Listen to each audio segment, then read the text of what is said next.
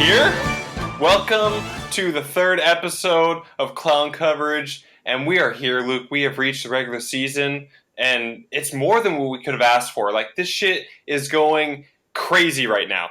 Bitch, this has been one hell of a week. The scoring is low across the board. I cannot believe it, especially after last year where it's like scoring, offense. Like, what the fuck is going on? This isn't the norm. Especially when you look at 2016, 2017 numbers, it's kind of regressed back to what we saw the first couple of years. And is this going to be a consistent trend? Are we not going to see, over half the league scoring over 300 points now? And now you're going to sit there and still be like, okay, the 300-point marker is now, really the benchmark of a good team like it was the first 2 years. Fascinating just to see the scoring go up and down in flux. But maybe it'll go back to 2018 numbers. You never know. I will say that 0-2 Barry, the one thing I can hang my hat on is that 450 score from last year, Luke. It's fucking staying strong. You had yourself a great week, but it's holding on. But aside from that, we'll get into my fucking terrible start. But what's everyone going to look forward to week 3? We got the week 1. One of the things I've kept from Stadium Junkie is the week 1. The winners and losers, we're going to talk about that. The 2-0s, the 0-2s, the 1-1s, they're kind of just in the middle, so they're not that big of a cause of concern for me. We got the best player performances. We got fucking El Raven coming on for the first time ever. I actually gave this guy an invite. Yeah, that's nuts, ain't it? You've never interviewed Matt, and so this will be an interesting conversation where he's usually the interviewee, not the interviewer, so it'll be fun to see what sort of creative answers he comes up with. To be fair, he's usually just interviewing people about the 80s and movies. So, I don't know how much interviewing football related he does, but we'll get his take on. Do you think he even knows about football? Like, he actively has football knowledge. Like, if we start pressing him on like football trivia, you think he knows anything other than who Jerry Rice and Joe Montana are? He did start Dante Pettis, so the question is in the air. Yeah, we can hit him on that question. And what else we got? We got, there was a lot of talk about, rookie wide receivers. They don't perform very well. Well, it looks like we got a decent crop potentially of some good rookie studs, not just wide receivers, but other players in general. We got a few injuries to talk about, and then we'll top it off with a new segment called the Clown Move of the Week. But are we just going to... Can we call it the Clown Shoe of the Week?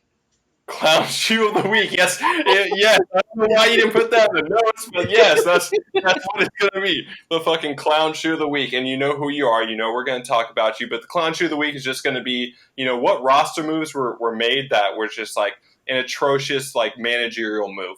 And there was quite a few this week. At least, 4, I think we have. One's with you. Yeah, well, I wasn't sure. I was going to be like 4, maybe 5 counting me, but yeah, if it's 4 counting me, then yeah, I'm going to enter myself into that conversation as well. But first off, let's give praise to the winners. And Luke, like you are top scorer. You are my co-host, but we got to talk about your highest score. Are you 380 and counting right now? Do you have more players to go?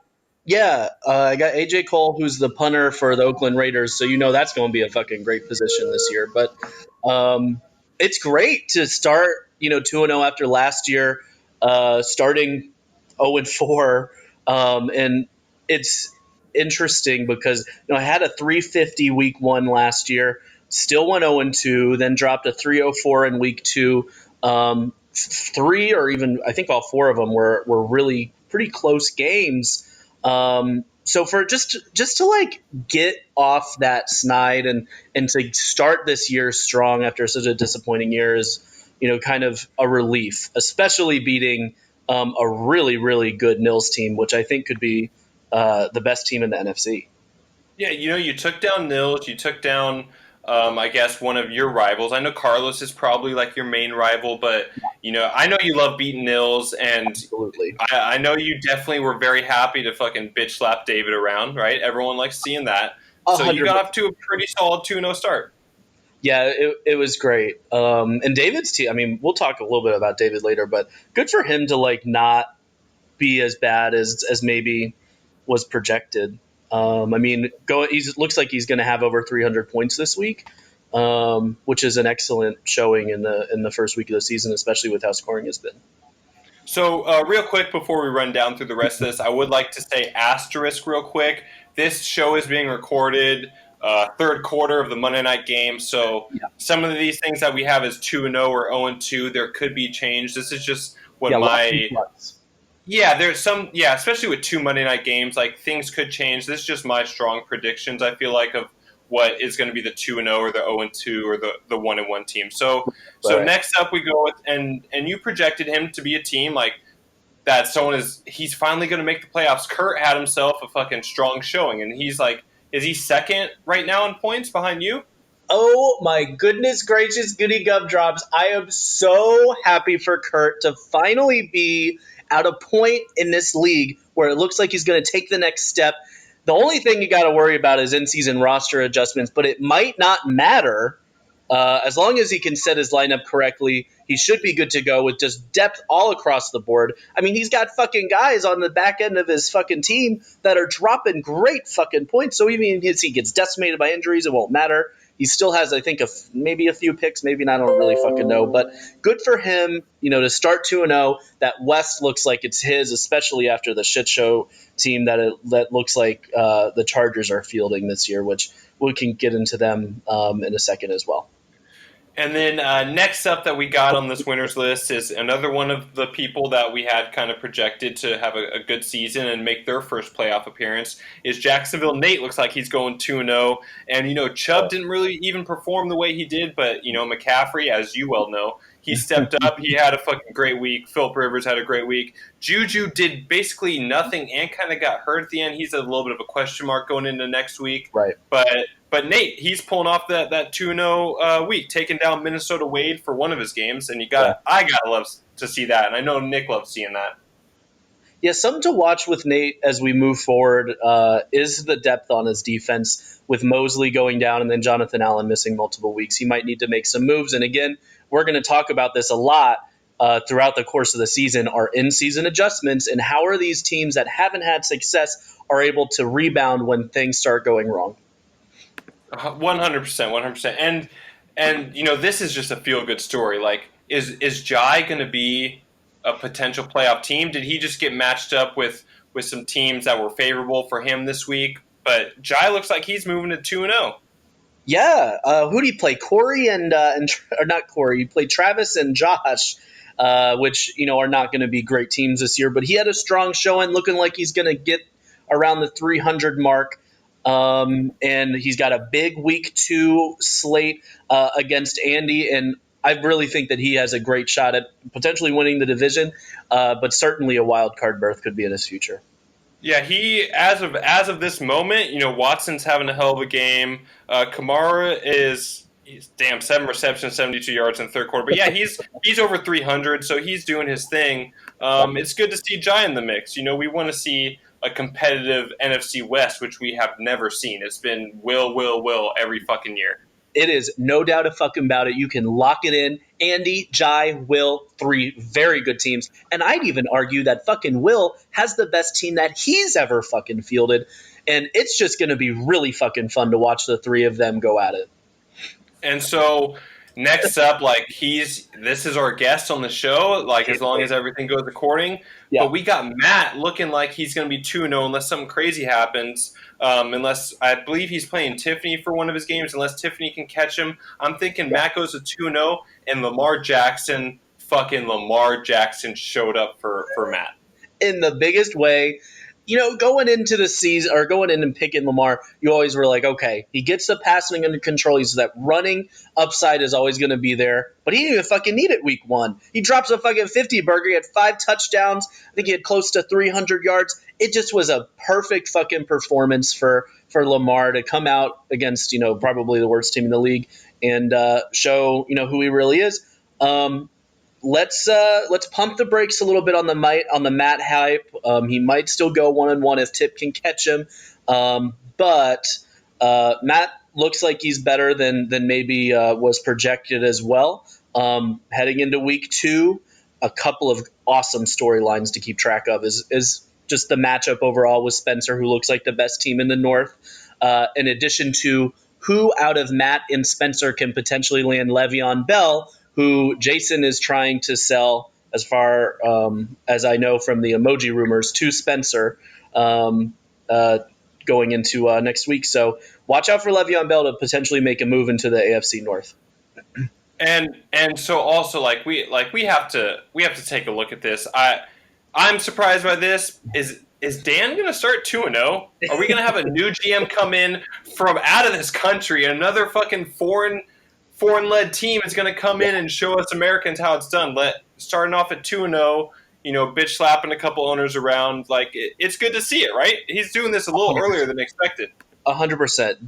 Dan, in my opinion, has been an A owner since he's come in here. He hasn't really done any terrible decisions or terrible moves, especially in the trade market where these rookie GMs can get taken advantage of. He hasn't had any of that. So it's looking like his plan is pretty much underway right now, where he's supposed to be a not great team, end up with a top 5, potentially a top 3 pick. So we'll see how it goes. Maybe asking more than 6-10 is probably a bit too much. But Barry, if Dan really gets serious about this, he can win the East this year. He just needs some more defensive line help and probably another running back or so onto his offense. But maybe a guy like Latavius Murray could be beneficial to him. What do you think? I mean, maybe he makes a trade. Maybe he gives up one of those firsts. He has a lot of them. Maybe he gives up a first for Latavius. Who knows what happens? But with that one, I do want to add in, he is going against Tiffany, and Hopkins is having a really good game as of now. He's down as of this recording about 50 points, but he has 3 players going in the later Monday night game. He's got some players going this game, so 2-0, it might not happen, but he's for sure going to be 1-1, and he definitely could get there. But moving on to our next guy is, I doubt him. I know you didn't doubt him, but I did doubt him. Fucking Carlos. Carlos is still doing it. It doesn't matter. He's going 2-0, it looks like. No, you can never bet against him. He's one of those owners where you look at his team and it's okay, Hooker's starting John Brown, Hooker's starting Chris Thompson. No fucking way this guy's going to be good. Then they fucking go bazooka and he's 2-0 out of fucking week 1. Great job for Carlos to get more out of players than originally anticipated. He does it every single year. And I mean, it's certainly no different. He's looking like he's going to be 2-0 going into our week 2 matchup, and I can't fucking wait. From what I've heard, his marquee matchup, whatever he's created, is amazing, and I'm going to have to live up to his expectations of whatever he's created. and real quick, our next segment is going to revolve around the players who have the best performances. John Brown didn't make the list just because there's so many fucking high point scoring players this week, but right. John Brown put up 28 points, and I feel like that deserves a little bit of a shout out before we move on to 100%, and on a fucking terrible Bills team too, no less. Well, what I guess might not be so terrible, especially if that defense can hold up. Exactly right. So the 2 games that we have is kind of up in the air. Who's going to be 2-0? Is we got, and these are some of the better. We got New England versus Seattle, and we got Indy or Tennessee. One of these teams or 2 of these teams might be 2-0. It's just, who is it going to be? Is Mark going to get that 2-0, or is Will going to hold on and hold off Mark? I don't know. You tell me. Well, I mean, this is a question I'm posing right now. As of this recording, New England is up on. Oh no, that's Miami. New England is where we at? Bottom line, second to last. It's really close. Okay, so we have Will up 4 points on Mark. We got Kamara still to go. We got Michael Thomas still to go, and I mean, who's going to go on with that one? Will still has Von Miller. It looks like. If the Saints have a strong fourth quarter, then Mark is going to pull this one off. If not, Will is going to win. And this is definitely the best matchup of the week, right? I mean, we got 2 300-plus teams fighting it out to the last game. Yeah, it looks that way. Spencer and DJ have a pretty close matchup as well. I think Brian and DJ do as well. So there's a couple other ones that are definitely still in play here. But, I mean, these 2 teams who have a reputation for making the postseason all the time, let's just talk about their results here for a second this week.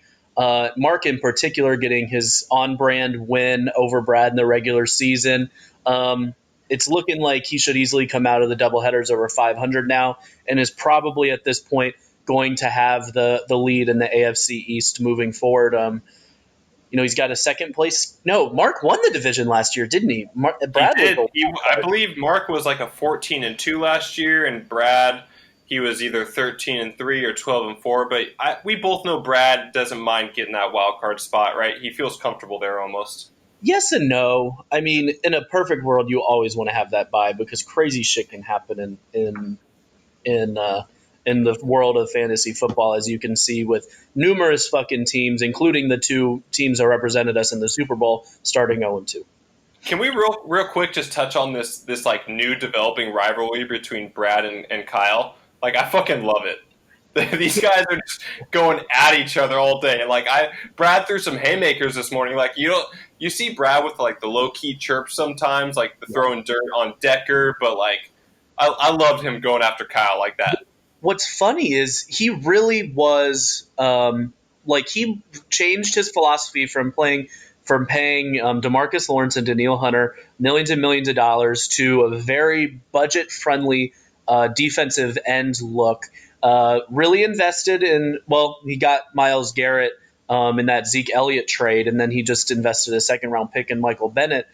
So he's being more economical there, and then fucking throwing the shade of paying Aaron Donald, all those millions and millions of dollars, and then posting 3 points. So I will say those who have received Myles Garrett on their team, those are some happy GMs, right?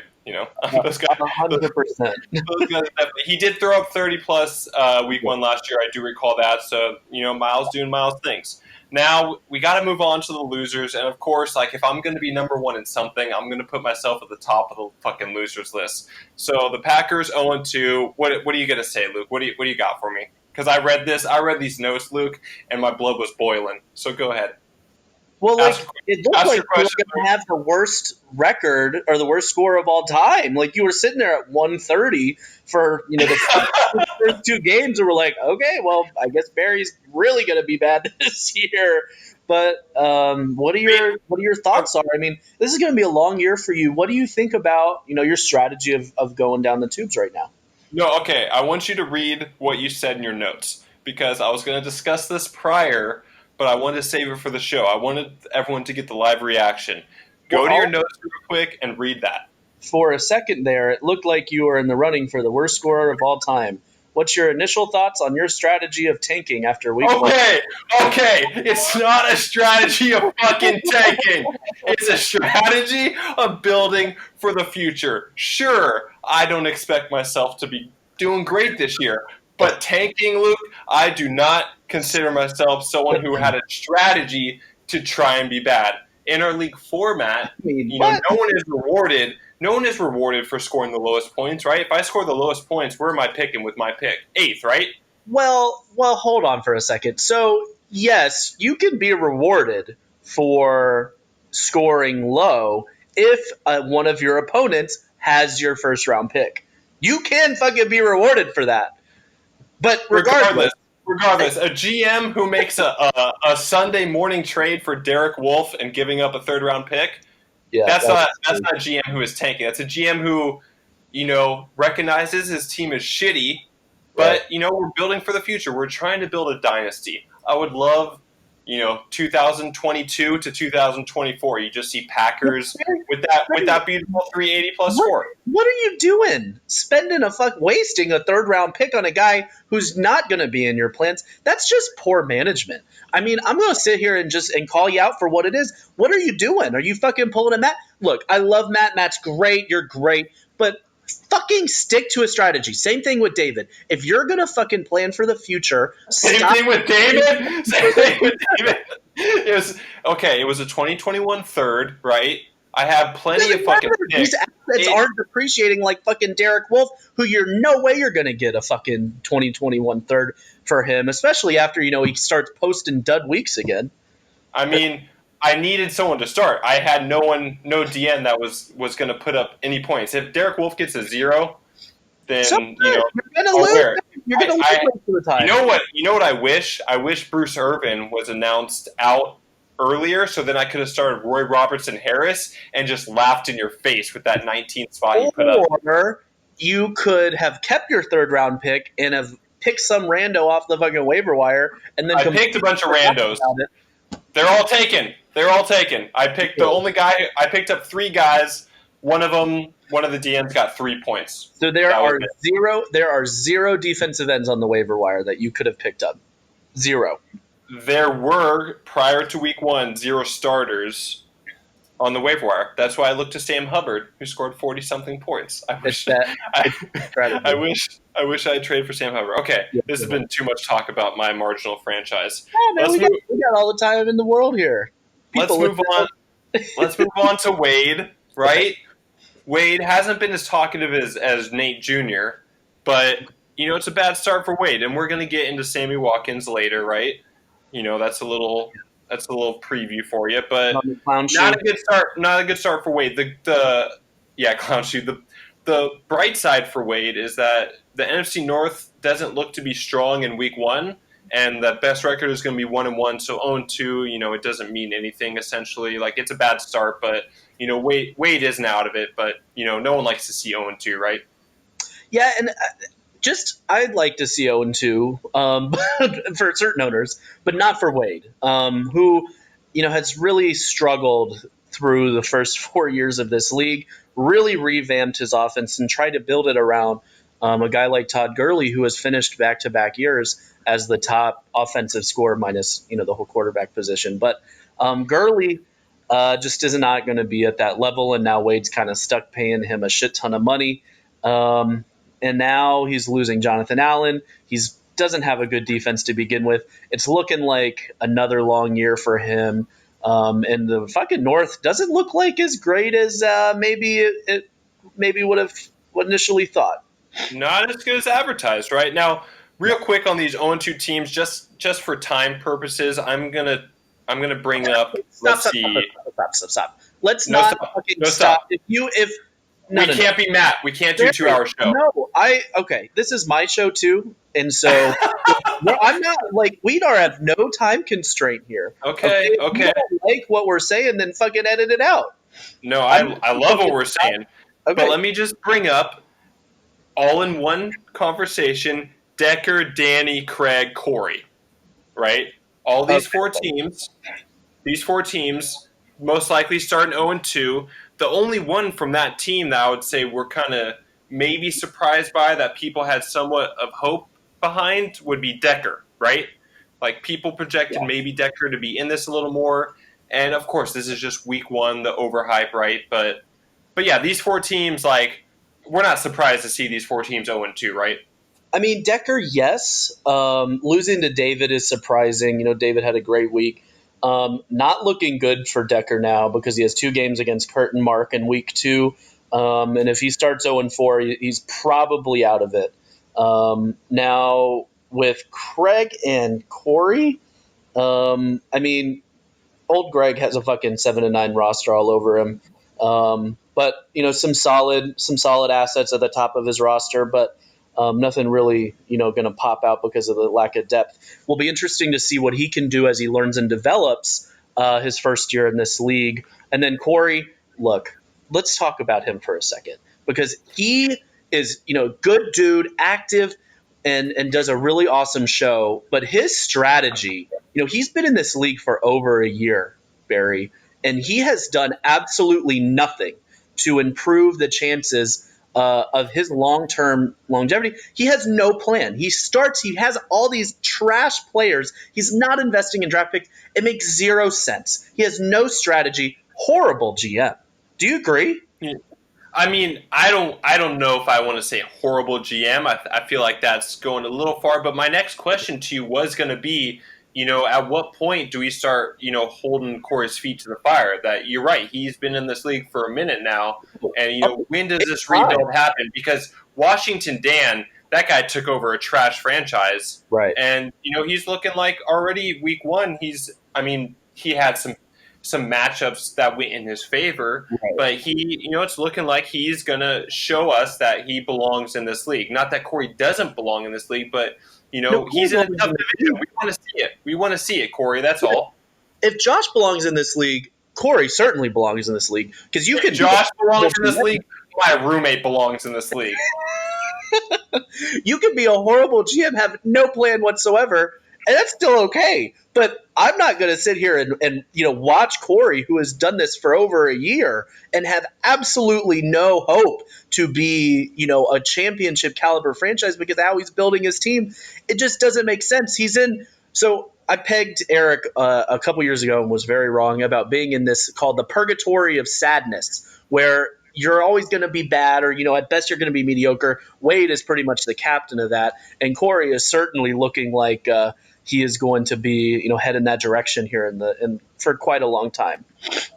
Now let's move to the two teams like this. Yeah. This is the Super Bowl matchup, right? And you kind of see this in the NFL, which I like when our league sometimes will mirror the NFL. You have two teams that made the Super Bowl, and it's more often than not you see the loser of the Super Bowl. All of a sudden, like something happens, and they have this hangover, and they don't make the playoffs. So you saw with the Falcons in recent memory. Is that Dallas this year? Dallas and Miami both going 0-2.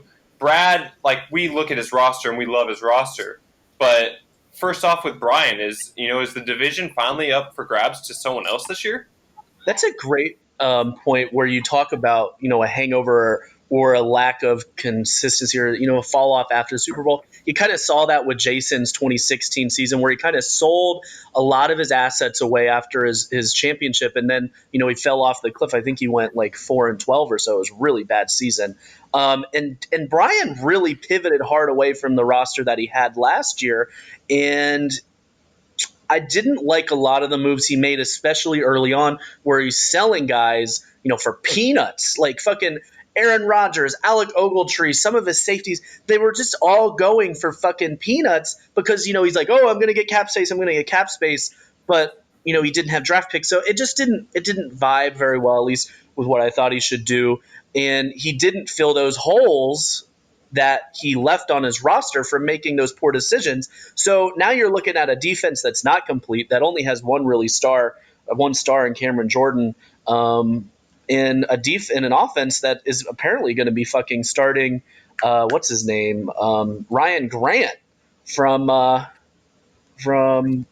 Oakland, or maybe not. I don't know who he's going to start. Maybe Trey Quinn.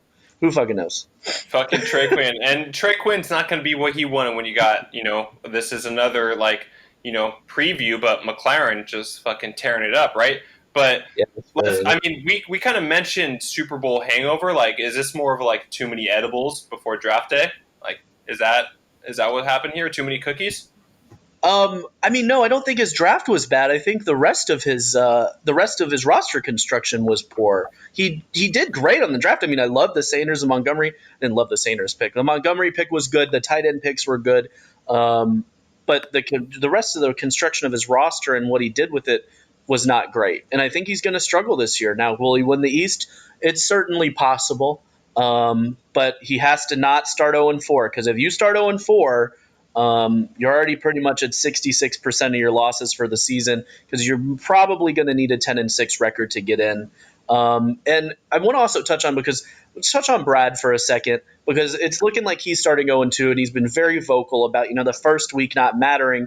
And that's partially true, but if you go 0-4, you're in a deep, deep hole that it's going to be tough to come out of, especially if you have a tough schedule where you're looking at it and you're like, okay, I'm speaking from experience here. You're like, okay, well, I can only really suffer 2 more losses. Now you get a couple of more tough luck losses, and you're looking at, being on the outside looking in on the playoffs, even with a good team. And you're right. We talked about this previously today, where I mentioned, Brian, he's 0-2 and he might be the one not making playoffs. And Brad, right, it's not that big of a deal. And you said, no, don't let the propaganda that he's spewing out phase you. Right. Brad might be nervous on the inside. And right, especially they're playing the NFC West this year. So if the NFC West is a little bit better than we kind of projected them to, and Jai does better than what we projected, he still has to play Jai, and he still has to play Will.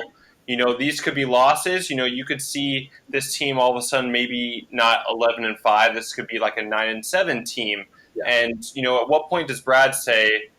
Because we've never seen this from Brad before, but at what point would he say okay, let's trade for the future?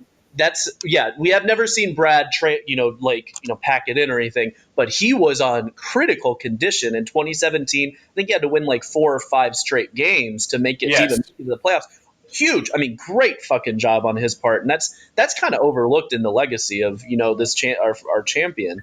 But bro, if they start 0-4, they're in big trouble. So the last one that I have on this list, which is still contingent on her game versus Matt, is I have Philly Tiff as potentially starting 0-2. Yeah. But I mean it's a tough one for Dan to come back. Right now it's 246 to 291. Okay. She's also chasing Matt, who's 20 points ahead of her. Hopkins having a good game. So although I have her as 0-2 on our list, it is looking like, unless Dan, has a pretty strong finish in the later Monday night game, that Philly might go 1-1. So, should we not grill her right now? No, I think this is. I mean, she hasn't had a terrible week, even if she does end up 0-2, and she has a pretty interesting young core there with Austin Eckler, Devin Singletary, who had a pretty good week despite very limited touches, and then Hollywood Brown kind of coming out of nowhere. Well, maybe not, because I guess he was always going to start. They all look like legit assets to be able to be startable moving forward, and she could be the person who usurps Brian this year. I like her team. I don't love it, but she could definitely, especially if Nuke stays healthy, be a force to be reckoned with. What do you think? So one quick thing is I know we're going to talk about the rookie studs in a little bit, but what I want to know what was going on with Hollywood Brown. Is this a guy who the Ravens saw once he was in training camp and saw oh fuck, we have ourselves a really good player, and kind of kept him secret a little bit because there wasn't much talk about him coming into the season, and we had Tiffany start Geronimo Allison, who dropped 0 points against the Chicago defense. It's no secret that the Chicago Bears have a fucking strong defense, and Hollywood Brown on the bench, and Djax, just put Djax aside, but Hollywood Brown having a fucking hell of a first week, and what went on in that situation? Is it the Ravens knowing dude, we got a stud, we're just going to keep him low key secret? Well, he had the injury, he had the plantar fasciitis, I think is how you say it at the beginning, or he just broke his. I can't fucking remember, but anyway, so Allison naturally, at least going into the week, was okay, well, he's going to be the starter opposite Adams, which was not the case. It was actually Marquise Valdes-Scantling, and he looks like the option there moving forward. So you just slide in Hollywood Brown, why he fell in the draft, was a product of the run heavy system there, that and the uncertainty at quarterback with Lamar Jackson, who hadn't necessarily proven himself in the NFL to be an accurate quarterback, which he actually did. And he also did in the NFL. So I never really got that narrative with him, or certainly about not him even being a fucking quarterback. But it's looking like a fucking steal there with Hollywood, who is the cousin of tiny pint-sized receiver Antonio Brown. And we'll see, because in front of me I don't have it pulled up. I don't know who the Ravens play next week, but it will be a good test. The Cardinals. They play the Cardinals. So is it on the road, at home? I'm not sure. We'll see. I believe it's at home. We'll see. I guess that defense isn't as strong either. So it will be a good test for Lamar, because, the reports coming out early of the Dolphins is not fucking looking good. A bunch of players want to leave. Iguavian, Iguava Beast. I don't know his name, but I know he wasn't complaining to his agent. He just happened to be in the NFL, Luke. He's not going anywhere. No, sir. No, Iguava Beast is fucking going to be there forever. Yes, exactly. Okay, so I know you win the 2023 championship when you win the fucking NFL championship. Mac Wilson will be leading my defense during that championship. But I do have on my notes as who cares, but this also, as you pointed out earlier, this is partially your show too. So do we want to run down these 1-1 teams real quick? Do we want to pass by them? Like, what are we going to do with this? Okay, how about, if you don't mind, because I did a pretty detailed note taken here. So if can I just roll through these 1-1 teams? We Roll also through with these 1-1 teams, and then we'll go to our first break. Okay. We also skipped some other teams throughout this, so I want to talk about Flawed, Will, and Jason and Eric. But we'll get to them after the 1-1 team. So Oh, you're right. Nate, You're right. yeah. So Nate, great team, down week. Cannot expect Rashad Penny to ever be in his lineup again over Will Fuller or Terry McLaurin, who fucking McLaurin looks like he's going to be the number one option in Washington moving forward. Probably Peterson will come in there and they'll end up being a run heavy team again, and that'll be that. But Nate, really good fucking squad. Don't expect him to be under 300 points most weeks moving forward. Josh, we know what his team is. He's lucky he was playing a terrible Corey team, and then Sam Hubbard's career game. Moving forward, he's going to be Josh. Dave, Dave had a pretty good week. Probably not as bad as anticipated, especially after that trade. Probably looking at 4 to 7 wins if he doesn't get decimated by injuries.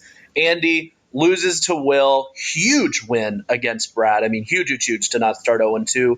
Big game against Jai in week 2 to kind of determine where their standings could potentially be after the doubleheader.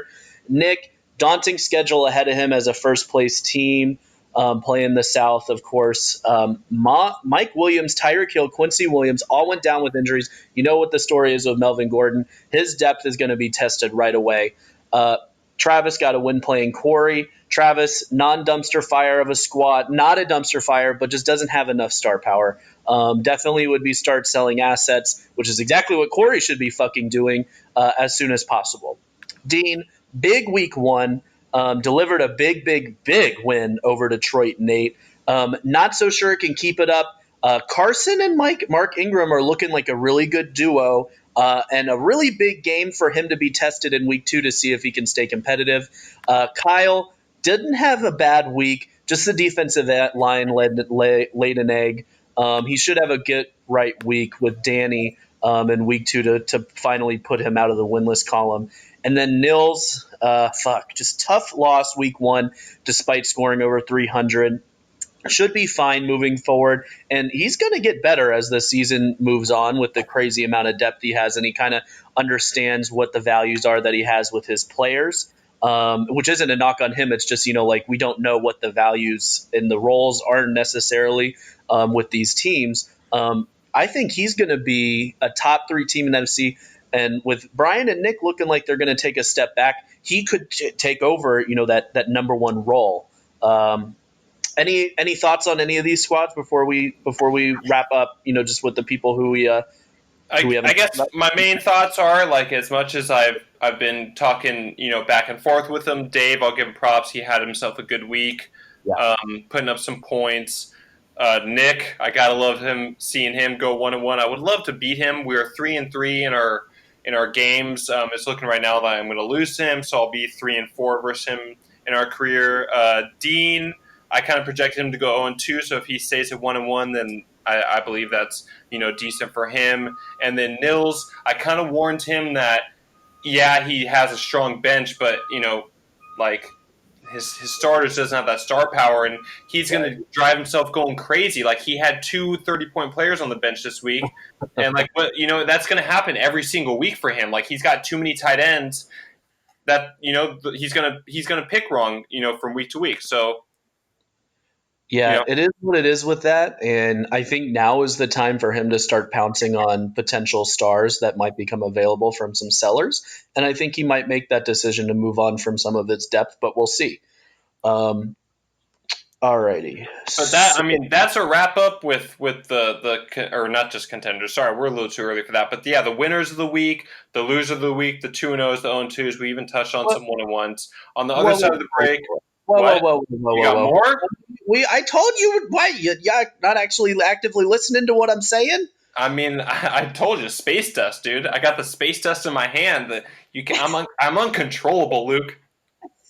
Bro, we skipped some fucking people here. So let's talk. If we're going to talk Flawed? about... I'm sorry, Flawed. We missed Flawed, we missed Eric and Jason, and then we missed somebody else. I think that's it. Did we talked about Tiff a little bit? Flawed, like it's a sad state of affairs with Flawed. Like the 0-2 start. He's Yeah. got Saquon, but he was really hampered by Kareem Hunt, right? Yeah. Poor fucking Flawed. Not looking good. He was goddamn miserable, even general, this week.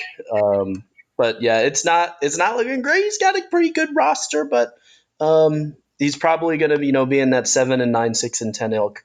Uh, So Indy, Eric, and Jason, we're talking about that matchup a little bit. Should yeah, we dive in? Jason, Jason, it seemed like he was full sell mode, but fucking Sammy Watkins made this guy look like who cares? I still got myself a team. I'm still gonna get myself some wins. yeah, dude. Fucking Jason, like selling his farm, and for him to beat Eric potentially this week is a bad sign for Eric's prospects moving forward. He should be competing and being right there with Nate. But that's a bad loss for a team that's only going to get worse throughout the year. Just kind of maybe bad luck even to get Jason in week one. But we'll see what Eric can do moving forward. Um, Now, and real quick, this might speak to the fact that I didn't watch the games, but I happened to bench him at the last minute for your boy fucking Hargreaves. What happened with Denzel Ward? Did he get hurt? yeah, I mean, he's an elite corner. And that's just kind of tends to be what happens when you are an elite corner is you're not necessarily targeted. However, they also played the Titans, right? And they're not really a big pass happy team, but they did score like fucking 40 points. So it's hard to say without watching the games. I will say this: if Jason can manage to go 2-0 with having two fucking linebackers score 0 points, like Yeah. holy fuck, dude. Jordan Yeah. Evans and Landon Roberts both dropped zeros. He still has to hear Whitehead to go. He has, I think that's it. And yeah, you got Indy Eric chasing him on that last Monday night game. That would be a game to watch. But yeah, I mean, if Jason can start 2-0 with what he's been doing, like, props to him. Yeah. Agreed. All right, Hooker, you ready for a break? I am ready for a break. On the other side, we're going to talk about these, the performances of the week. We're gonna interview Matt, and we're going to get into some of these rookie studs that nobody thought maybe would perform and are performing.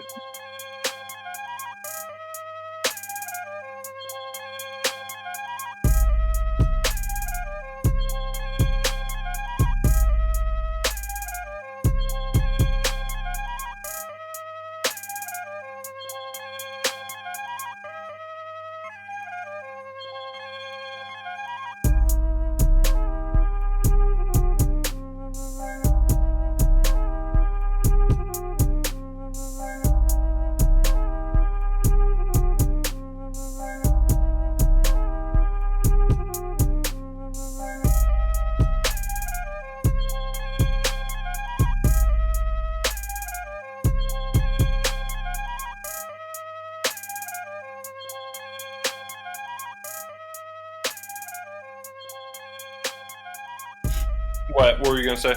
Never mind. Never mind. We are back for after the break. Hopefully you enjoy whatever music I decide to choose, or Luke decided to choose, or even Brad sends me stuff sometimes. I'm just like, I'll fucking use that. Let's get to the best performances of the week. And, everyone in the league kind of already knows probably what we're going to talk about, but we're going to lead off with Matt and his favorite fucking quarterback, Lamar Jackson, in like 3.5 quarters, 3.25 quarters. Like, this guy threw 52 points. And is this a theme that we're going to see against the Dolphins? Like, whatever quarterback plays against the Dolphins is good for 40-plus points every week? Probably not, just because of a run. There'll be more than half the game against the Dolphins will probably be run heavy scripts, and people get up by 3 touchdowns, and one of those 3 touchdowns aren't passing, like they were. Well, there was like 7 touchdowns in that game, but anyway, against the Dolphins. So I wouldn't necessarily expect 50-point performances against every quarterback, but solid performances from them are certainly on the horizon. And Definitely, fantastic job. Definitely a favorable matchup. Anytime you got guys going against the Dolphins, like you're going to be excited for the week. You got Tom Brady doing Tom Brady things, dropping 41 points. I mean, I don't know how much needs to be said against that. He's been doing his whole fucking career. Let's talk about some of these running backs, and we'll start off with the guy who put up the most points. You know, you love him. You've been talking him up forever. Everyone says he can't run inside. He can't run inside. 50 fucking points in your face, Rams. Yeah, dude. CMC's a fucking beast. I'm so excited to own him, especially for him to drop a 50 burger on Nils was just poetic everything. And believe it or not, I just bought his 100-year anniversary jersey tonight. You did. Awesome. So is that where you're going to be wearing every fucking Sunday? And some Mondays and some Thursdays? Yep. Absolutely. Hopefully he'll come in for a Thursday night game. All right, so let's talk about these next two guys, and one of them, like I've been poo-pooing him a lot, and that's Marlon Mack. But that guy threw 40. But let's talk about Eckler. Like Eckler had himself a game. Of course, the overtime is going to help out. Of course, playing against the Colts defense is going to help out. But 47 points for Eckler. Both GMs on the AFC and NFC started him. Philly Tiff and Eric started him, and Eric. It's going to help Eric lift that win over that big matchup against Chicago that we didn't even really touch on. That was a Super Bowl matchup that we've already seen, and Eric getting things done against his buddy. You know, we had the whole Niagara Falls versus fucking smug ass Nick in his damn jacuzzi. Yeah, that was beautiful. And Eckler, was owned by Eric, wasn't owned by Nick. And that was the difference this week. Good job by Eckler, and certainly good job by the Chargers to utilize him correctly. And Mac, I mean, shit, dude, throughout the whole offseason, you had this guy. He was like, oh, is he going to be the starter? Are they going to trade for somebody? Are they going to draft somebody? Are they going to find somebody in free agency? None of that happened. They trusted him. He's now behind a good offensive line with a below-average quarterback, so we could be in the store for a big year with Marlon Mack. Yeah, and really nothing from Nyheim Hines, so it could really just be the Max show like all year long. Next up, these next two guys, I know you probably want me to separate the two because you want me to talk about Dalvin, because he looked fucking great. But Derrick Henry, like, he was balling out too. Like, are the Titans like a potential playoff team in that division, right? You got the Jags and oh God, who else? I'm fucking just blanking right now. The Colts and the fucking whatever other team is in that division. But yeah, you got the Texans are going to be a good squad as well. But yeah, like Derrick Henry fucking looked pretty good, right? 100% he did. And he caught a huge screen pass for a touchdown. He is just a fucking rumbler that runs that offense, and that offense is going to run through him this year. And as long as he stays healthy, he's going to be an elite asset to own. Cook, we know the story on him. As long as he stays healthy, he's going to be productive. 100%. Like, Cook, that guy is fucking nasty. And you know what? Like, Madison looked pretty fucking good, right? Like, I'm just going to give are you a Madison owner, Luke? I am not. Jai went with the 204, and he's like, you know what? YOLO, I'm going to fucking pick a handcuffed running back. And you bet your tight little asshole, Barry, that I would have fucking drafted him if fucking Jai decided not to fucking reach for him. So, Luke, like, this is one of those things, like, as a guy who kind of, he does well from time to time in the car business, but you got it. People get these warranties, right? They fucking pay extra money for these warranties. Sometimes, like, you have to just pay up to protect your fucking investment. And I feel like that's the situation right here with Madison. Like, Cook is a beast, but guess what? If something does happen, and I hate seeing injuries, Luke, I really do hate seeing them. Even for players like Nick. Like, actually, okay, Tyreek is a terrible human being, so I do not mind seeing him get hurt. But in general, like, I would never want to see Dalvin Cook go down. Right. But I feel like you got to protect that investment. You got to pay what you need to pay to get Madison, because Madison does look kind of like, he kind of looks like a fucking baller out there, right? Absolutely. And this is a fascinating point. And I'm gonna go into story time here for a second. You know how I love to ramble, but this is a interesting conversation about handcuff strategy on how do you want to allocate your resources? Do you want to allocate your resources on a guy who is not going to be effective 85 to potentially 95% of the time if your player stays healthy. Yes, I get the whole like it's an adequate replacement will slide right in, but that doesn't. I mean, that guy might lose his job. The handcuff might lose his job. He might get injured himself, or any other extenuous circumstance could happen, just like the starter could.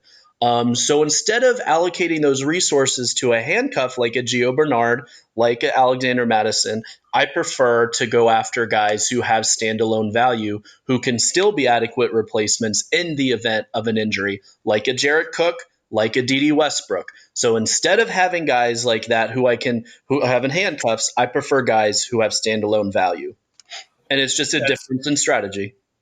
I no, I mean that it's a great to get different people's perspectives or point of view on how to handle this situation because like obviously no other league matters, compared to IFL, but it's something I've thought of. Like, is Madison someone that you just have to go after? Like, if you're a Cook owner, right?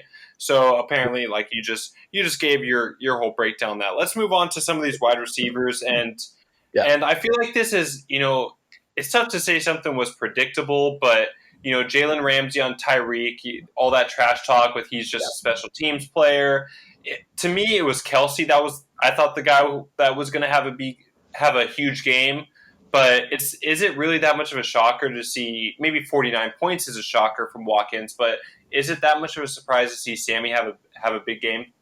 yeah, I think so. Just because of what we saw last year, and yeah, he said that he wasn't necessarily 100%, but for him to go for 3 touchdowns and I think it was almost 200 yards was unprecedented.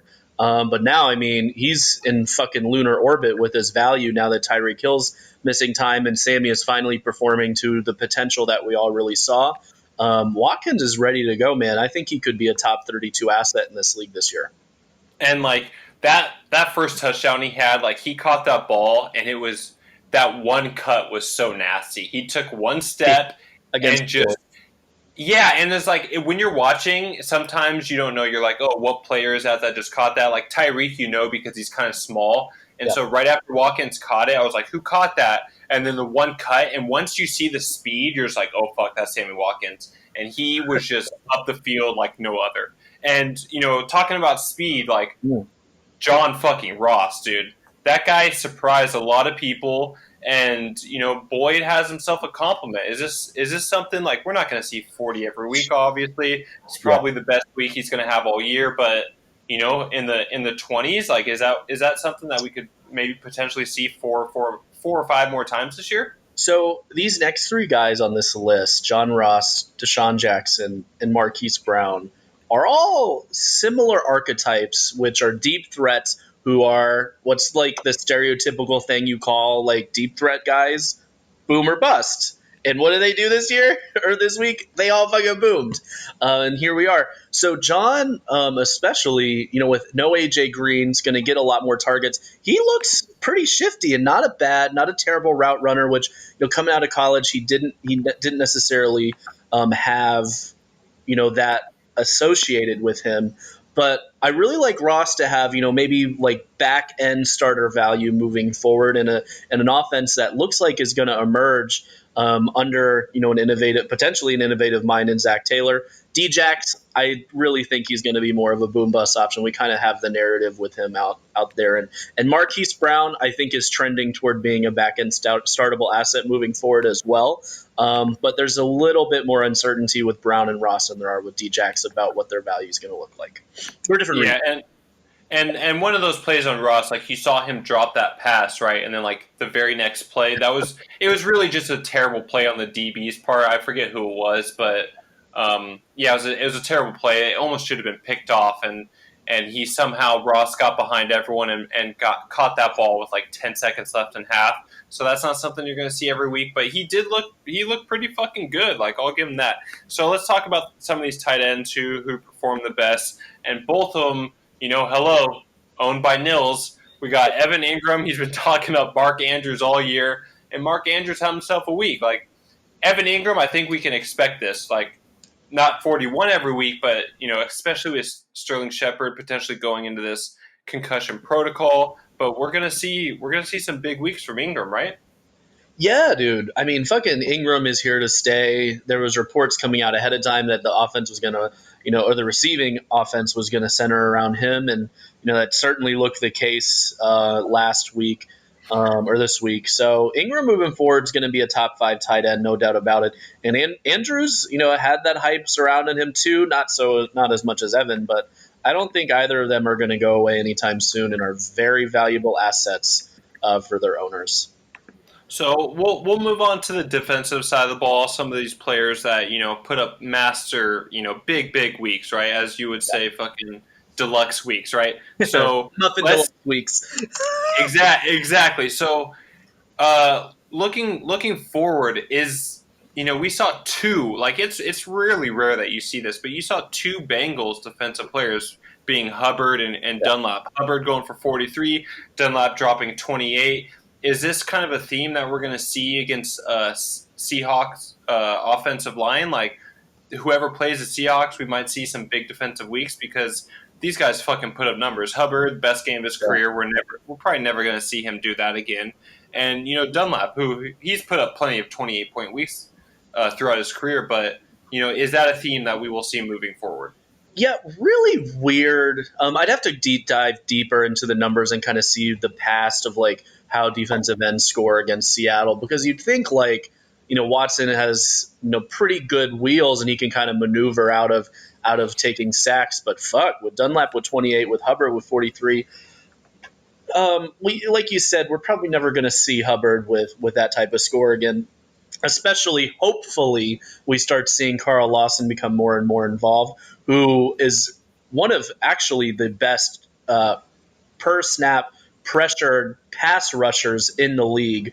So on a per snap basis, he delivers some of the highest pressures with what he's given, and we might see Hubbard take a step back. Dunlap, we kind of know the case with him, and he should have a great year, especially if the Bengals can stay in these games and keep them close, and that'll give them more pass rush opportunities. And these next two guys, like, absolutely nothing surprised us about this. Joey Bosa, Myles Garrett, both these guys, top 5 DNs, absolutely tearing it up. Just Joey Bosa more with the tackles. Yeah, I think he had 1 sack. Myles Garrett, I believe he had 2 sacks, maybe it was 1.5. But I mean, we're not gonna see the 30 every single week, but we're gonna see it at least 4 or 5 more times. Yeah, 100%. And Garrett, I think, could definitely continue to do this, because I think he's going to, especially if these fucking Browns can stay in these games, he could be that guy who is around 20 sacks this year. And Bosa as well. Like, he's a sack a game type of player. All they have to do is stay healthy. Bosa and Garrett could both be at the top of this list many, many weeks, probably more often than not. Yeah, I definitely agree with that. We're gonna these are guys are gonna finish top 5 because that's where they belong. That's the type of players they are. Some of the best in the league, right? So let's move on to linebacker and see. I want to real quick. Like, this, I think, was a huge deciding factor in how my franchise was. The direction my franchise was going to go. Let's look back to franchise tag. I believe it was franchise tag. I franchise tagged Corey Littleton, and I decided I would rather have a first-round pick than Corey Littleton. Will came to me with a trade instead of having him go 16th to Tiffany, I believe it was. I traded him for the 14th overall pick. So I traded Littleton away, and after that, it was like, I got a missing spot at linebacker. Free agency didn't go the way I kind of planned it was, and it was kind of like a snowball effect. So if I had kept Littleton, I no doubt I would have won this week. This guy dropping 44 instead of a fucking Jordan Evans dropping to 0. But, you wouldn't have Myles Garrett if I kept Corey Littleton. I think it really is like a snowball effect. But that guy, he fucking continues to do it. He continues to put up points. Yeah, talked about that in chat today, just about like how crazy this story is with Corey Littleton being an undrafted free agent, coming out of nowhere in a scheme like Wade Phillips that doesn't see very many productive linebackers come out of it. And he just keeps on putting up the points, man. He is a do-it-all linebacker. He gets sacks, interceptions, a shit ton of tackles, and this is par for the course for the last couple of years with him, and I don't think he's going away anytime soon. He could finish number 1 in linebacking scoring, and I don't think anybody should blink an eye. I mean, right, like, I mean, the 44, it probably will be a season high because I believe I don't know if he had a pick six. He definitely had a pick. He had a forced fumble. He had 12 more points than the next closest linebacker, but still, like, he's going to put up good fucking points every single week. You're going to look at, I would be shocked if he wasn't at least top 10 at the end of the season. But some of these others, like, we're not going to see like a T Suggs and a Wake like doing this every single week, right? Like T Suggs with 31, Wake with 31, just fucking great games from these guys. Right. These three, Kennard, Suggs, Wake, all boom bust options who just encountered who got a couple of sacks at least this week. Exactly. So let's move on to someone who. So I'll be honest with this. I wasn't sure that this happened. CJ Mosley got hurt during the game. Yeah, he hurt his groin. I haven't read an update about him yet, but he was immediately ruled out, so it's possible he could be missing some time. If that's the case, then that's a big, big blow to the Jets, who I believe were up 16-0 when it happened, and then they crumbled after and lost 17-16. Exactly. So, and we got to look at Will as someone who owned Littleton and Leighton Vander Esch. Like, that's a pretty solid combo. Leighton dropping 30. I don't think it's the last time we're going to see him do that this year. No. He's a guy who's going to put up fucking points. Agreed. And also we got Jordan Hicks, who, that guy might be moving at some point. I am an owner of Jordan Hicks. He dropped 27 points. Same thing, like he kind of runs the middle of that defense, and it won't be the last time that he does that. And then you kind of look at Logan Ryan. Like, that's fucking 35 points from a corner. Like, this is why Dan is doing what he's doing this week. Holy fuck. 2 passes. So they went from the 25-yard line, the Texans, to 2 passes to fucking tie in the ball game. Good heavens. That's going to win. Wait, what? You ruined it for me. Oh, here's a pass. And it's caught by Hopkins! Down to the 35. What's the pass? The next fucking pass is a touchdown. To who? I don't know. Fuller? Because Tiffany has Hopkins, so if that's to Hopkins again... It's to neither Nuke or Fuller. What's Tiff at right now? Tiff is at 300, so yeah, Dan's not going to catch that. Kenny Stills. 248 to 300. How many points does Hopkins have right now? 37. 8 receptions, 111 yards, 2 touchdowns. He does catch the next pass. No. Nuke doesn't. Yeah. No. They missed the extra point. Oh, no. Tie game? Yeah. Fuck yeah, tie game. Oh, my God. Let's go, Michael Thomas. There's the flag. Did Watson get hurt? I'm behind you, so I saw Watson throw that. Oh, never mind. They ran into the kicker. Yeah, I'm behind you. God damn it. Okay, so Tiffany's going to win then. So Dan's not going to be 2-0 unless he has stellar performances from who does he have? Josh Jacobs and Kareem Jackson. Unless he has absolutely and Cleveland Farrell, but still down 50 points. That's a lot to catch up. So Tiffany dropping 300. Has she caught up to Matt yet? Matt's at 317, not looking likely. Yeah. So so Tiffany 1-1 and Dan 1-1. So I guess Brian isn't too upset about starting 0-2 if everyone's going 1-1. Right. And so the last one on my list was Tracy Walker. This is one of the guys dropping 30 points, helping David do more than what we had expected, right? Yeah, dude. Don't know too much about what happened with Walker this week. I haven't looked into him, but I'm not a big fan of this New England Patriots style safety combo that people run, and maybe they're utilizing him in a different way in Detroit. So I'll have to dive in to see if that's going to be sustainable with Tracy. Yeah, Tracy Walker, I'll be honest, I don't know really much about him. I can look at him real quick. He had an interception, 2 pass defense, 9 tackles, so had himself a good game. I mean, we'll see if he can hold up with that. So I feel like this is this is a good opportunity to take a quick break before fucking El Raven comes in because, this game might end soon and we're anticipating the Raven coming in here.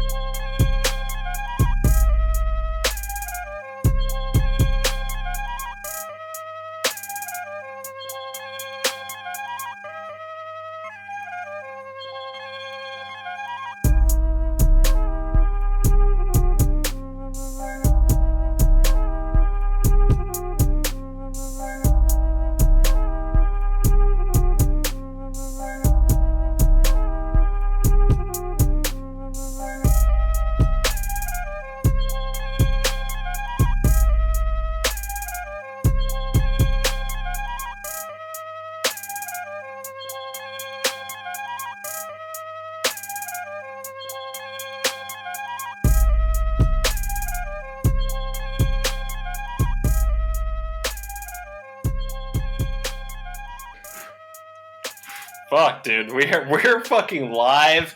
This is history. I've interviewed like 20 fucking GMs, 20 GMs ahead of Matt, but this is his week. This is the week of Lamar. This is the perfect time. Matt, El Raven, welcome onto the show.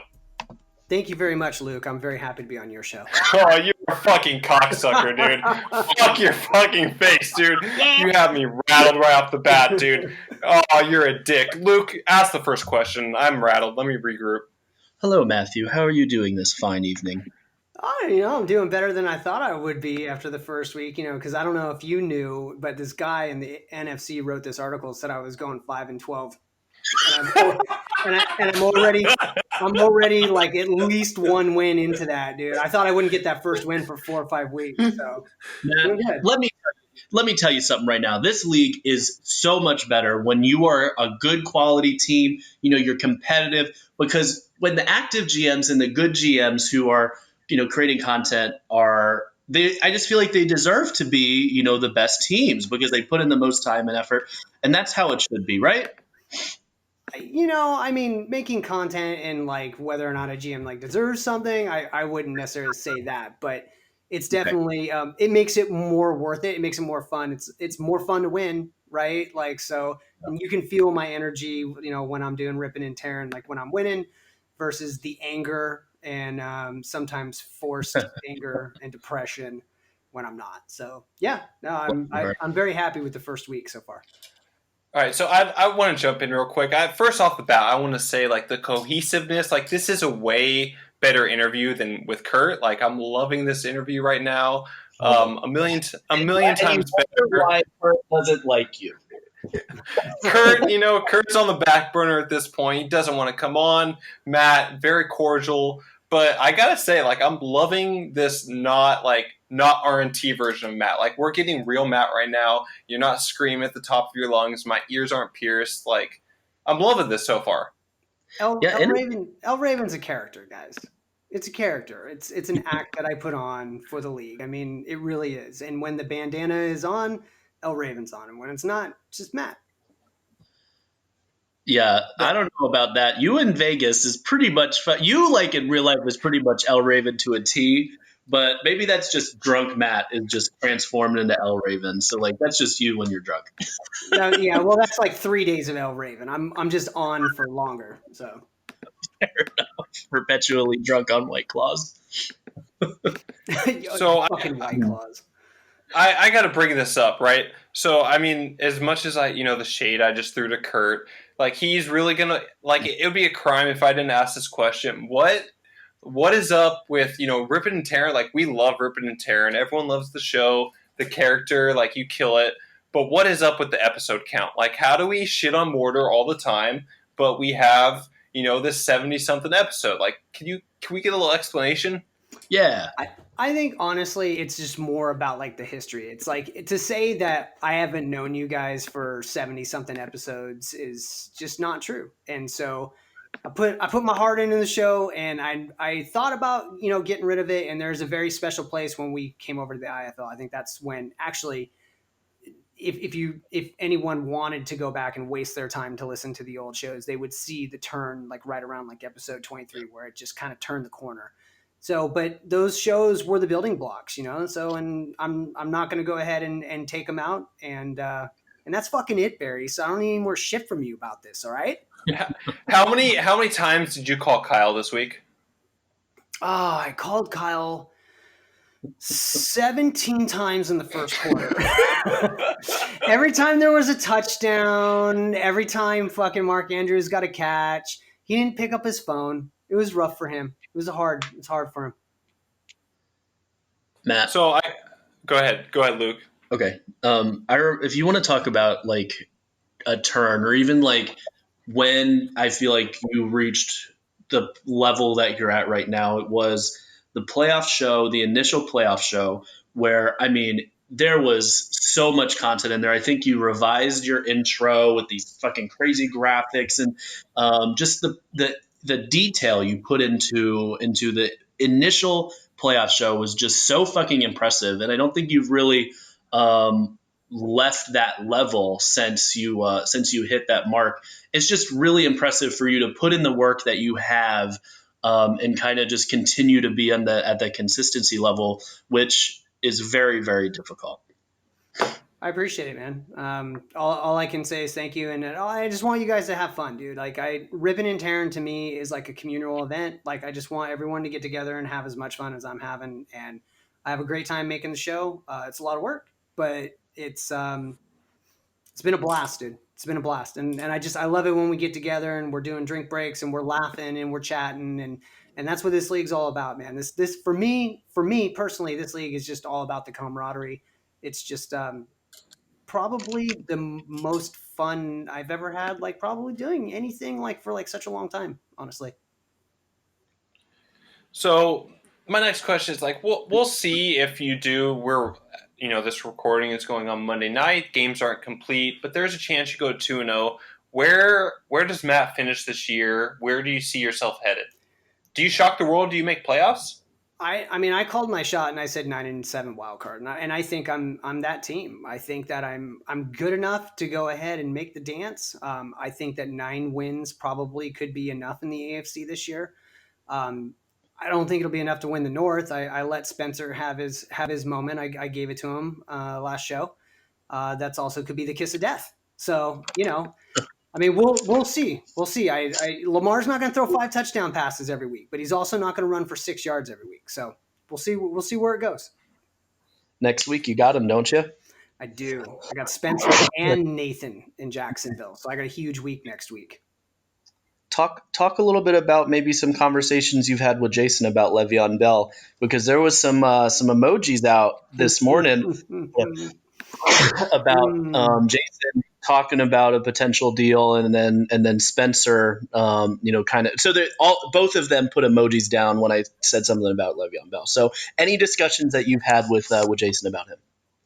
I talked to a lot of managers about a lot of trades, and Jason may have called, and we'll kind of see where that goes. I mean, Luke, you'd be the first one to say, hey, why go ahead and trade away your future? And with the Julio trade, getting my first back was like, oh, well, this is fucking easy. It's like, okay, I give up Nate's first next year, and it looks like Nate is going to be exactly who we thought he was. So it's it's a back 16 pick, but I got the Baltimore Ravens pick back in 2021. So I was like, okay, fuck, I got to do this fucking trade. Now, the price for Bell, from what I've seen so far, is pretty high. And honestly, I don't think Devontae Freeman is going to have 8 points every week. And so, let's see what happens this week. I mean, Tiffany's chasing me down. If I end up 1-1, 2-0, kind of got to see what happens next week. So we'll see. Maybe might be a little Bell in Baltimore. A little BB. That would be amazing. And don't be fucking surprised if he ends up in Pittsburgh right before your week 2 matchup either. Spencer needs him. Spencer needs any edge he can get. I'm pretty sure he's not going to score as much as me this week, and it's really got to frustrate Spencer. I mean, guys, remember something. Spencer's best year, he won 10 games and he missed the fucking playoffs. So, 8-8 Spencer won the division 3 years ago, and that's fucking long gone. And, I need a little props to Kyle. You know, he fucking stormed back. He's in this game right now too. So the AFC North is going to be a fun one this year, dude. I think that's the most important thing is that the AFC North, it's not going to be a gimme. Nobody's running away with it. I don't think Spencer's running away with it. Kyle and I will be there, and even Danny, if he can set a fucking proper lineup, might even be a challenge. Michael fucking Crabtree definitely did not throw up 3 TDs this week. Well, all right, there's something I need to know. What happened with the fallout of one of my favorite pastimes of all time, and that's Monday Night Fights? Monday Night Fights is just on hiatus right now. Nils and I have just been waiting for you to come back. We fucking joke. We joke about it all the time. Look, man, you all of a sudden started changing the fucking times. It's Monday fucking night, 10:30 Pacific. Okay, we're not doing it tonight, obviously, but next week you want to go ahead and do it. Nils and I are fucking ready. I mean, literally, Nils and I are like, the fuck is this guy doing? You know, and he's running around trying to bang his fucking roommate. And it's like, Melrose Place shit is not, you know, it's just. Not a safe space for that. Not a safe space for that. No, this is false, okay? No. I simply had a booty call with my roommate's friend, okay? And I was trying to milk it until she's gone. She's going to Spain for a year. I'm trying to milk it for all it's got. Your boy works 6 days a week. It's 7 days a week if you count this show, because this show is a fucking grind, okay? We study for this show, we prepare for this show, and you know what? I don't appreciate you coming to me like that, man. Well, you know what's funny, dude, is my son, he's almost 21 years old, is oh shit. Guys, am I still there? Okay, sorry. I thought my laptop died on me. My son's 21 and he's dating a girl who's moving back to Spain too. How many weeks is yours? I think this girl's playing the field. I mean, she's this girl. She will bang anything in sight, male, female. She doesn't care. She's going to Barcelona. So if your son wants to fucking bang her, I mean, it'll probably end up happening. She doesn't happen to be a teacher, does she? She is. She's going to be teaching English. Holy shit, dude! No fucking way. Yeah, she's going to be teaching English in Barcelona. I'll let Dominic know that you guys are Eskimo brothers. Okay. Hold the fuck up here. Can we like get some, like, do y'all know the name? I mean, Barry, you obviously know her name. Matt, do you know this girl's name? Her name is Katie. I honestly don't know her name. He's tried to keep her a mystery from us. He talks to his mom about her, so I can look into it. Katie something. All right, I'll look into it. Oh my god. All right, we'll see. We'll see the last names match up, but yeah, I mean, you know, your stepson will have himself a good time. I can guarantee that. Fucking EBD. Oh my. Eskimo brothers. Oh wow. Holy shit, Luke! You got anything to wrap up this interview? You got a question for this guy? Fuck yeah! I got 10,000 questions for Matt. Okay, so dog update. Do you have any new ones? Have any of them, passed on to the next life? How's Kenya? How's her, her whatever? I'm sure she has a medical condition, but how's she doing? Kenya's good. Cyclops is good. She's still leading the pack. Everyone else is fine, and yeah, we're actually. Well, I guess I'll go ahead and I'll just fucking break the news. We are in the process of getting all the dogs ready to be deported to Oahu, which we plan to move to in September of 2020. Oh my god, that's awesome. Mm-hmm. So we took them in yesterday to get everyone their first round of shots, make sure their microchips were all logged, and so the paperwork is started. It is a small fortune to move these little fuzzballs across the pond. I bet. So you're moving to Oahu. Yes.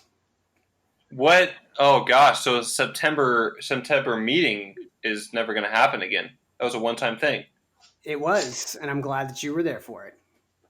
Oh gosh, I'm getting emotional now. You can meet with him before he leaves. It's true. It's possible. I mean, I can only do that if the wife goes on a trip to Spain. We do need or Morocco. We do need to. Maybe I'll send her to Thailand. She's been asking. We need Jai. Fucking Jai. Yeah, we need him. I mean, if he's not snoring, fucking guy. Matt, how excited is Kurt? Oh, he's not because it's the wrong island. Well, I mean, you're still there. Like, you can still visit him every now and again, right? Like, it can't be that difficult to get from island to island, right? He makes it sound like it is. I'm excited for the change of life. I'm ready for something a little bit more like mellow. You know, San Diego, Southern California is very like hectic. You are wanting something more mellow. Did I just hear that right? I believe it or not, I am ready for that. I'm a little burnout on the industry I'm in, and I'm hoping to get on doing that wearing flip flops and a Hawaiian t-shirt. That's awesome, man.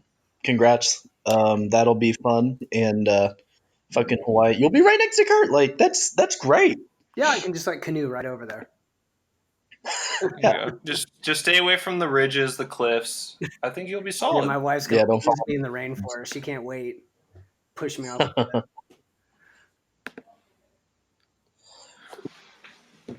All right, Matt. Anything else you want to talk about, Hooker, before we let you go? Yeah, if you wouldn't mind, I do have a couple of things I'd like to go ahead and touch on. Would that be okay Anything. with you? Anything. Okay. You're the guest. So Matt's now leaving the show, and El Raven is here, and I've got a couple of fucking things to say, you dumb sons of bitches, okay? My most surprising team is Jai at 2-0. Jesus Christ, Jai, it's been fucking 19 years. Congratulations. My most disappointing fucking team of week 1, well, it was gonna be flawed, but I'm going fucking Barry, Jesus fucking Christ. Can you score a fucking couple points? And Josh, I just want to say congratulations. You're fucking halfway to your 2018 win total. And I don't even know what you're laughing about, Detroit fucking Nate, because fucking that was a fantastic second show we got, dude. It was amazing. I can't fucking stop playing it over and over and over. And Lucas, I know you love the 16-0 prediction, buddy, and you just got 14 more fucking wins to get there. And you know what? I just want to let you know something, Daniel. And I'm talking about Cincinnati, Daniel. I'm going to deal with your fucking ass on Thursday. And so the rest, Spencer's sitting over there, and he's just like, well, what about me? And I'm just going to tell you I'm not going anywhere, Spencer. And Decker, your team is the goddamn poster child for fucking diversification. And finally, Kyle, go fuck your face. This is El Raven. I'm out.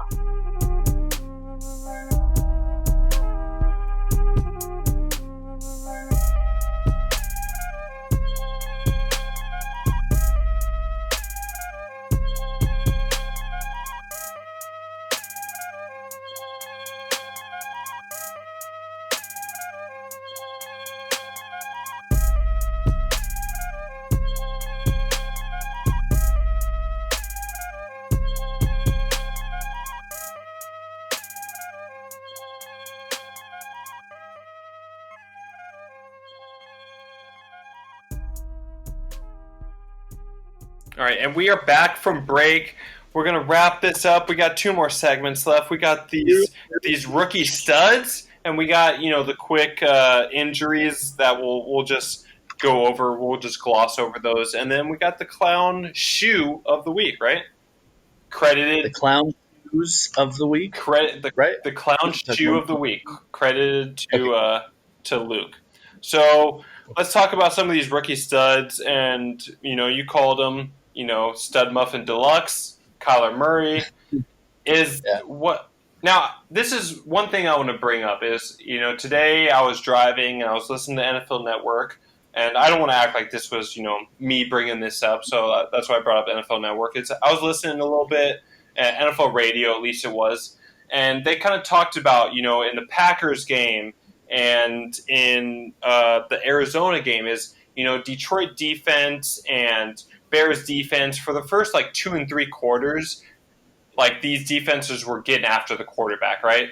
And you look at Kyler Murray, the fourth quarter, that's when he came alive.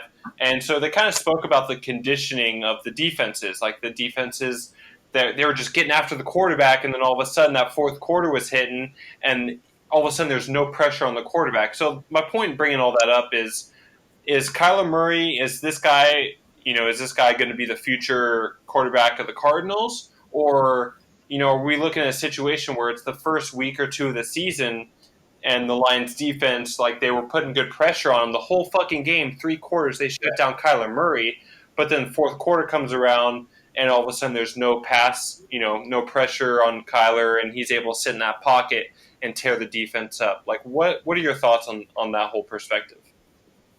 Yeah, with Kyler, it was a really ugly game for a good part of it. So I'm a little bit on the fence on what we're going to see from Kyler moving forward. That offensive scheme that they run definitely has some kinks they need to work out, and that offensive line is also trash. So I think it'd be in kind of wait and see mode with what Murray's value is moving forward.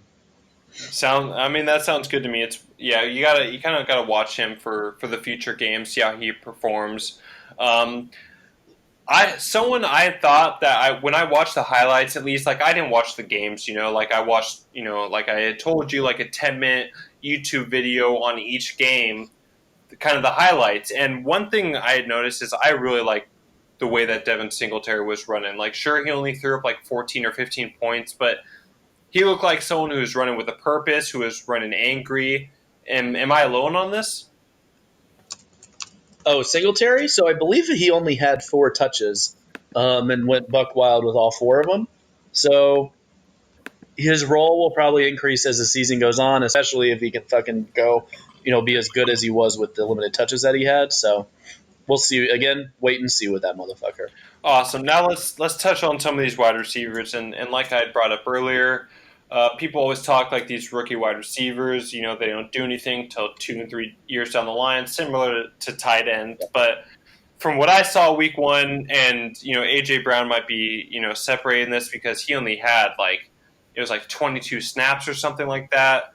But Hollywood Brown, AJ Brown, Terry McLaurin, and DK Metcalf, they all look pretty solid. Marquise Brown, he kind of reminds me of either like a poor man's Tyreek or kind of Djax, right? Like you had referred to, like a boomer bust type guy. Yeah, we'll see with Hollywood Brown. He certainly has that speed that kills.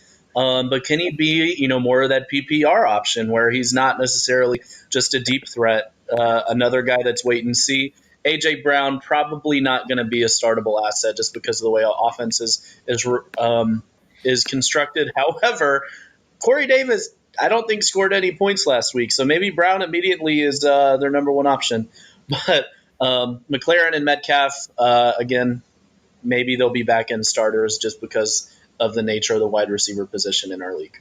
So with A.J. Brown, one thing I want to touch on is the Titans. It really is going to depend on how the Titans perform this year, because they were winning for at least the second half of that game. I mean, the first quarter they were losing, but from the rest of the game they were winning. So they were running the ball a lot. If we see the Titans as a team who is kind of trailing in a lot of games, then I feel like A.J. Brown's going to be a pretty solid player for him. Like, the guy has all the talent. The question is, can Mariota get him the ball?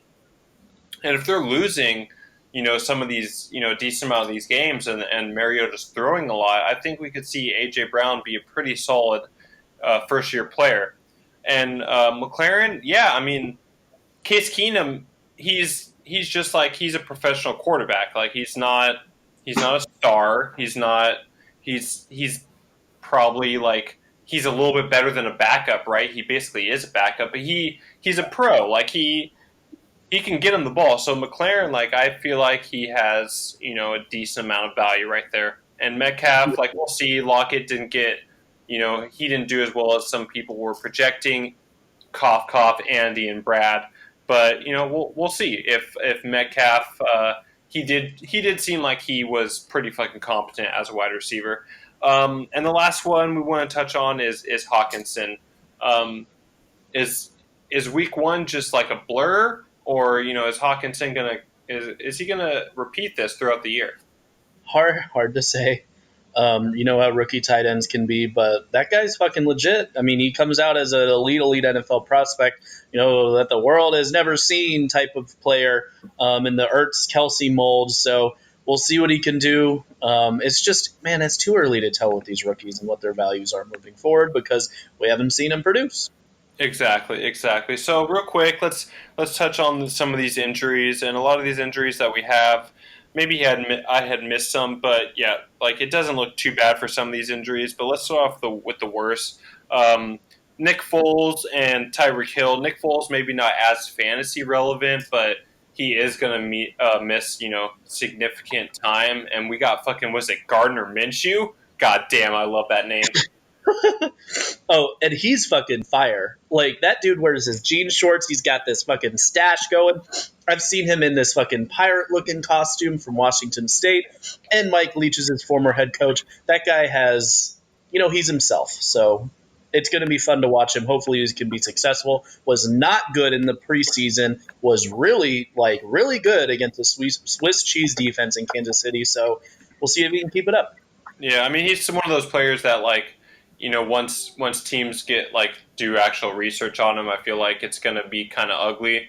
Will the Jags actually miss Bortles with this Foles injury? We'll find out. But Tyreek, poor Nick, right? Not poor Nick. Fuck Nick. But Tyreek is going to miss himself at least got to be 4 or 5 weeks at this point, right? It's kind of up in the air if he's going to hit the injured reserve. Yeah, maybe more than that. I believe they're keeping him off of IR for now, but it's hard to say. I don't even kind of understand the background of what is up with him with his injury. But we'll see how long it's going to take for that hooker to come back. And we got someone that you definitely were ecstatic to see isn't going to be injured too long. That's Mixon, right? He has his ankle got bummed up a little bit, but it's looking like he's not even going to miss a week, right? He'll come back. I guess the biggest question with him is, can he stay healthy? Will he avoid re-injuring that ankle? Yeah, I'm not too worried about re-injuring. It just was initially what was the case there. More than likely, he'll be limited until getting a full practice in on Friday, and they'll wrap that ankle up, and he'll be fine. It's crazy, right? These NFL players, they go into week one, not even all of them, but a lot of them will go into week one feeling completely healthy, but after week one hits, they're sore, they're through the rest of the season. Sometimes they're just fighting little ailments and stuff. And so we'll move on to Darius Geis, and so. This is a meniscus injury, not an MCL. And this is not the one he already injured, right? This is the opposite leg. That is correct. So it looks like he's going to be missing multiple weeks. I think I don't know if he needed a surgery on that or whatever, but I do know that he's not going to be playing for the next few weeks. And AP slides right back in there again and is a startable asset. Enter Adrian Peterson. The guy just keeps running and running. It really is a beautiful thing with him, minus, the whole child, his past, but his legacy and what he has provided the NFL as far as a longevity of just being one of the best running backs of all time is amazing to watch. I love these old folks continuing to produce. Exactly, right. We also got Sterling Shepard, who is I believe he's in the concussion protocol as of right now. It's questionable whether he'll play or not. If not, we're going to see, Evan Ingram put up some points, most likely. As who the fuck else is Eli going to throw to besides Evan Ingram and the occasional pass to Lattimore? Dude, it's happening again with the Giants where they just keep losing their receivers to injury or suspension or whatever, and their receiving game is going to be weak again. It is what it is. The Giants are the Giants, especially under Dave Gettleman. They're just going to be trash. Exactly. They have a back, they don't have a pass rush. How are you going to win with that? Right. I mean, fuck, dude. The fucking Giants, man. All they got is Saquon and Evan Ingram. It's only a matter of time before we hear the cries for Eli to eventually, get put down and bring up the future of that organization. So let's talk a little bit about, real quick, Jonathan Allen. Obviously, you see the question mark there. I don't even know what injury he went down with, but I know he left the game. He got 0 points. What exactly happened with him? I think he is down with an MCL, so he'll be out a few weeks. Bad injury for Nate. I don't think he has anybody that can replace him. Yeah, I'm not 100% sure who has him on the NFC side, but yeah, you're right. I know Nate has him. That would be Eric Weddle. He also can't fucking replace him either. Wade. Oh, poor Wade. We got Weddle, who I saw his fucking head was bleeding. I don't know what the injury is there. Is he out this week? Yeah, probably, but who knows? Maybe he just has some stitches and he's good to go. So no. And then last one is you kind of got to look at what the fuck was going on. Why was Juju in the lineup? With this last drive. Fourth quarter, you're down. What was it, 30-3 or 33-3, whatever the fuck it was. Like Juju should not be in the lineup. But he goes down. It's not a huge injury. He could be back next week, correct? Yeah. It's a toe thing. Don't know. See what you can do during practice. But we'll see if that's something that potentially lingers and bothers him the rest of the year. You really got to question what the fuck Steelers were doing at that point in time. Agreed. Now let's move on to what I've been anticipating this whole time. This is, and I'm going to be a part of this, but it doesn't matter. Like, this is the clown shoe of the week, right? We're going to rip on the GMs who made the bad managerial decision, the bad coach decision that potentially cost themselves. And this week it could be, not just one game, but potentially 2 games. Like what the fuck was going through some of these GMs' mind? Go into Kurt. Just rip Kurt a new one right now, Luke. Yeah, starting BJ Goodson, bad news bears. You got to be better than that if you're going to be a championship contender, knowing who is starting, who isn't. Not starting Kaiser White, who is a starting middle linebacker for the Chargers, and that was announced days before, was a very poor decision on his part.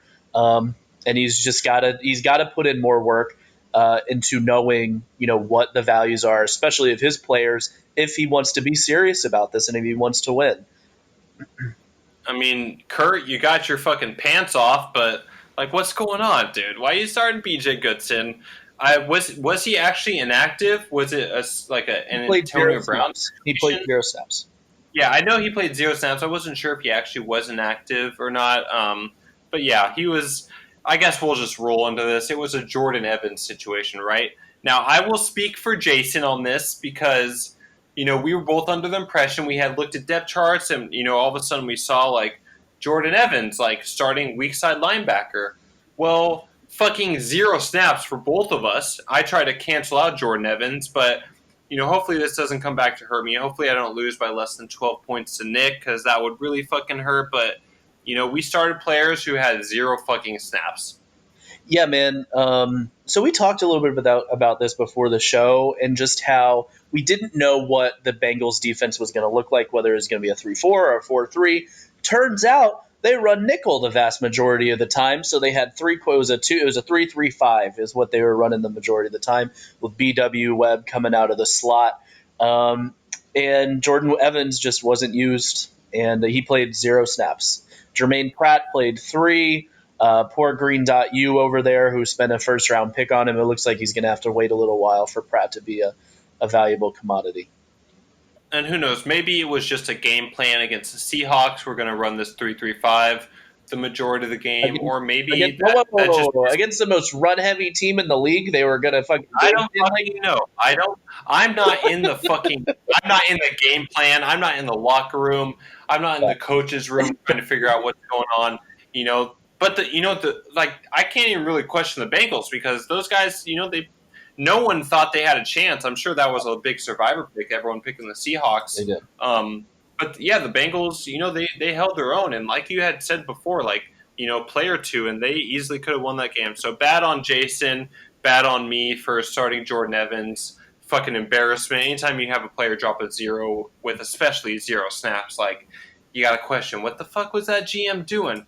Now let's move on right now. Let's just take that knife and just fucking stab it in Wade's sternum right now. Sammy Watkins on the bench. Now, this one isn't as bad because it's not like Sterling Shepard didn't play or something, got 0 snaps. But Sammy Watkins dropped 49 points. That has to hurt. Oh, 100%. I mean, just from a roster decision, I didn't hate it, especially from the production that you would expect out of Sterling Shepard, supposed to be the number 1 receiver in New York, and then Sammy Watkins going against a good defense and a good defense in quotes in Jacksonville. But next week obviously that won't be the case, and Wade will go from there. Wade. You thought this was your year, maybe not, bud. And you know what? I earlier in the show, Luke, I didn't bring it up, but earlier in the show you mentioned how Wade like you didn't want to see Wade do bad. You want to see Wade make the playoffs. Or not, you didn't say that, but you said you want to see Wade perform well. You have that first overall pick, right? You have Wade's Well, pick. like, yeah, I mean, from a strategy standpoint, I want to see him lose. But from a, just like him as a person and him, really fucking actively trying to find ways to win, I want to see him win. But from a strategy standpoint, I look at his roster, I'm like, okay, this is going to be a team that is barely missing the playoffs, that is in a tough division, that'll be tough for him to scrounge up enough wins to make it to that point. And that's, really why I was like lining up to fucking get this 2020 first. So it is what it is. Wade could completely blow the doors off of this season. It's only 1 week, but we're in kind of wait and see mode with him, aren't we? We definitely are. Now the last one, and this one cracks me up, not because of this. Okay, I agree that this is the worst one, but this one cracks me up not because of what happened, but because of the reaction to it. So a little bit of backstory with this is that Andy hit up both commissioners, right? Oh Lord, did he? I don't know anything, so please. Andy hit up both commissioners about Danny starting Crabtree and said, what's going on with this? Like, are we going to punish Danny? What's the penalty? What's going on? And, Jai and Brad said, what the fuck do you want me to do? The guy was announced inactive an hour before game time, but Danny, you started a player who was completely inactive. Yeah. What is going on, bud? You pulled a Josh. Yeah, that's terrible. For him to sit here and be in the most competitive league, or probably the best fantasy football league that there is, and for him to lay an egg like that is a really silly decision. And it really comes from somebody, and maybe not surprising from the GM that has lost the most games in the 4 years that he's been here. I think it's pretty safe to say that Danny is not good at this. He doesn't try as hard as he probably should. He doesn't know what he's doing. And this is just another fucking, thing to kind of look at when, hey, you don't even look at the fucking inactive lists an hour before to see whether or not one of your players are even in the lineup. Terrible decision. And it is what it is, man. Danny's just not a good GM. That's just the facts, right? That was straight fucking fire. I have nothing to add to that. I can co-sign on everything you said, and I feel like that's kind of the best way that we could wrap this. Hold on, real quick. Not subject to a cap penalty. Did look at the rules ahead of time. If the player is ruled out or inactive on Sunday, you are not subject to a penalty. So if they would have ruled him out prior to Sunday, he would have been, which would have been, I think, a $3 million cap penalty for the following year. So Danny is safe as far as penalty goes in the season, but not safe from the fire that Luke is breathing.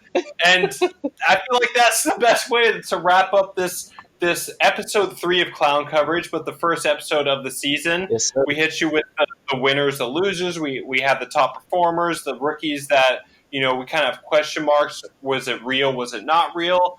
And the first clown shoe segment. I feel like we fucking killed it. Yeah, this was a lot. I'm interested to kind of go back and listen to all of the analysis of how we broken this down and see if there are ways that we can improve or what worked.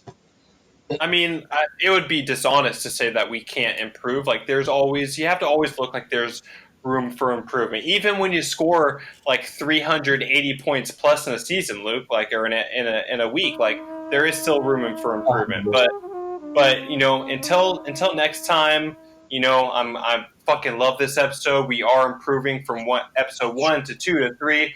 We're getting better and better, and the league is just benefiting from this. Hopefully. Oh, they are. Until next time, boys. I'll see you in week 2. Luke will see you in week 2. Clown Coverage is out. Bye.